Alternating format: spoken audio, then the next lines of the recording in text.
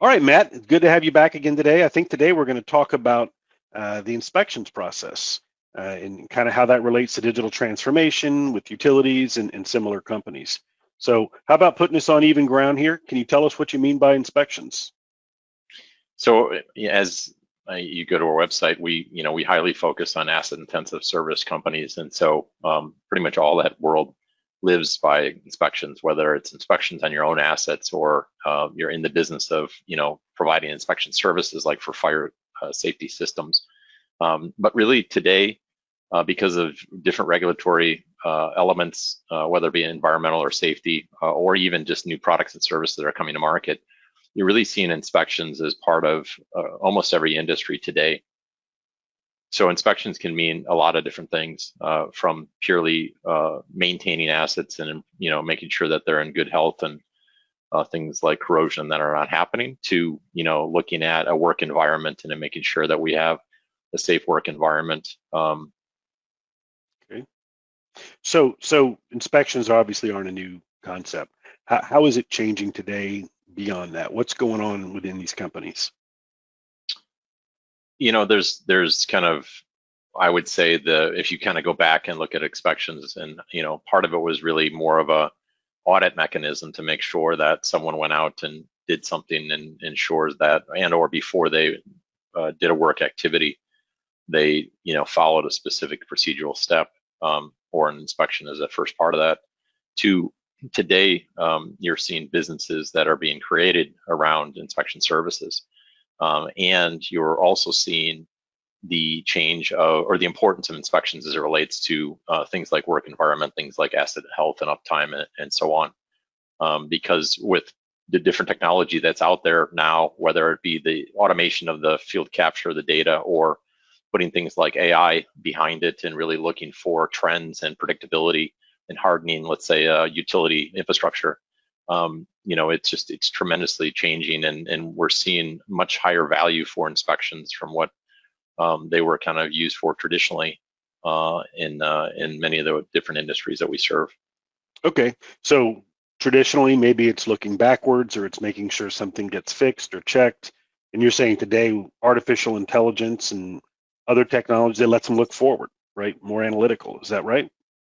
Absolutely, and also the trending side. If you think of, like, even in the construction world, we did a lot of inspection work and doing field inspections and soil compaction inspections and so on. And much of that check and balance and really the true kind of knowledge in that, had to happen at that engineer skill level. That's the one very senior, been working in the industry, knew when they looked at a particular proctor data that, percentage that this is a variable that is not safe, or we've got a condition change in the site, where today you can use technology to bring a lot of that same. So it allows you to both scale as a business, it allows you to empower different worker levels, and it allows you to take those senior individuals and build better service models, better predictability, and also just looking across. If you think about a geotechnical business that's been in business for 30 years and they've done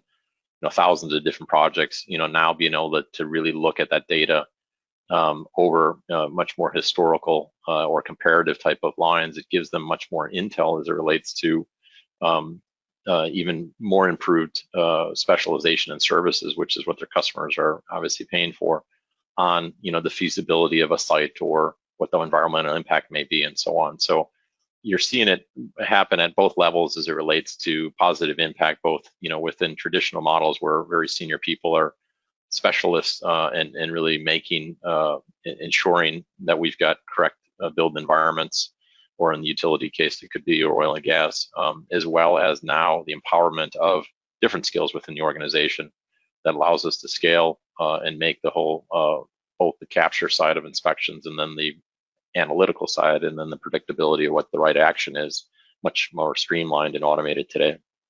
Wow, that's great. So if you were giving advice to somebody, how do they know? Obviously a lot of companies are past the paper stage, right? They're using some sort of system to collect information on inspections. How do they take a look at their systems? How do they know when it's time to maybe step it up? quite frankly, a lot of businesses that have automated some of it, there's still a lot of manual inspections going on, either because the impact or the requirement around how quickly that has to be produced or dependency on actions that have to happen aren't as high. Think of that example I talked about before. It's more in the case of like an audit to ensure that someone's done something where they're taking the right steps. You know, what we're seeing is two things because of technology. One is the ease by which we can automate that process. And so whether someone's working on an iPad or Android device or whatever it may be, and it's a disconnected mode, and we just simply want to create efficiency in that workload where instead of carrying around their folder with all these different forms, they can simply input that in an app in an offline mode. They can even have some business logic built in where based on the type of data that they're putting in, it's giving them some results right there instead of that having to go back to the lab. And we've got that lag time, particularly if you look at like a build environment or in energy, because there's so much dependency on timelines and also just risk of the work that we do. So there's kind of basic elements that you can do with a lot of these Canvas apps today, and then there's kind of making it very actionable. So we put that in a database, we put it into a system, and now we want to drive specific predictive maintenance activities or work order activities or break fix activities or emergency or whatever it may be. And then you're seeing very modern technologies, as I was mentioning, with using things like image recognition, so that we're really fully automating the process. And so you've got maybe image recognition that's going on at a site, and then you've got things like robotic process automation that are taking action that someone physically would have to do, through automation. So it's just, right. And I think what's great about it today is that it's very easy to kind of automate that. It's very low-hanging fruit as it relates to the impact. I mean, simple things. If I'm in the business, if I'm a specialist, I'm an engineer, I'm an electrician, or we're providing services to different industries, then inspections are pretty important as it relates to how the quality and the efficiency that we turn those around. And many times the impact is either on our build process, so it improves our day sales outstanding because we can deliver those reports almost in a real-time basis. And then from a safety perspective or a work perspective, the ability to get immediate knowledge on what we've captured in an inspection type or site environment allows us to make much better decisions as it relates to, let's say, downhill drilling on a rig, for example. And then it could improve other things like cash flow because we can do electronic field tickets, for example. But then you have kind of the direct element, the non-financial impact, which are things like safety. We can greatly improve the safety of our work environment for our workers and the work activities that we do. From an asset perspective, the predictability that we can provide with automating the inspection process and the longevity that we can provide in maintaining assets at a higher level and more cost-effective level. There's just tremendous impact on the downstream side at automating, a simple inspection process. That's great. So Matt, somebody listens to your vlog today and they say, wow, there's room for improvement in our inspection process. They want to make an investment. Step one is? I think there's a couple of things. Number one, I would say, I think that we've got to look at inspections as a nonlinear process, and you've got to think about the impact and what are all the different things that if we automate this or if we create some downstream elements to and just inspection versus just data capture and then it goes and gets stored somewhere. How do we make it actionable? I would say I would look at number one, all inspections have tremendous value, and I think there's untapped value that we're just checking the box versus actually making it very actionable. So that would be number one. So that's more of a process thing.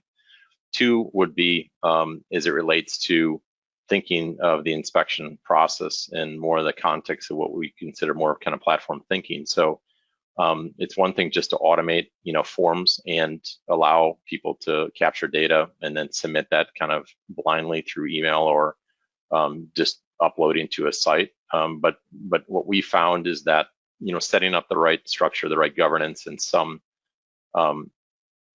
key elements as it relates to how that data is uploaded or how that data is accessible and how we make it actionable, I would recommend. That's where we see a lot of these fail, is because there's not been a lot of thought process around really a structured process and governance around how we do, field data capture or inspections. Right. Yeah, I know a lot of times these projects are a good opportunity to rethink processes, right? Things people have been doing forever, and they scratch their heads and say, there's just a better way, and it goes beyond the software. Yep. Matt, thank you again for your time. We'll catch you again next week. Sounds good. Take care.